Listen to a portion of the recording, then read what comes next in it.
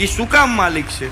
એનું કારણ છે કે એક કંપનીની અંદર હજારો લોકો કામ કરતા હોય, એનું ફળ કોણ ખાય? આ બધા બળિતરા આપણે કરીએ છીએ ને. મહેનત અમે કરી, શેઠ મોજ કરે. કારીગરો મહેનત કરે, શેઠ મોજ કરે. એ શેઠ હું કામ મોજ કરે છે?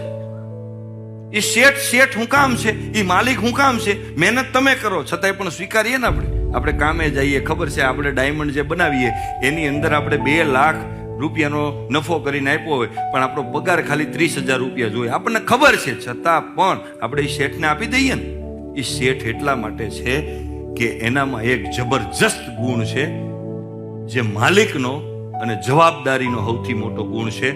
એટલા માટે કંપની પાયમાલ થાય, નુકસાનીમાં જાય, બરાબર, તો આપણે ઘરે વ્યા જાય.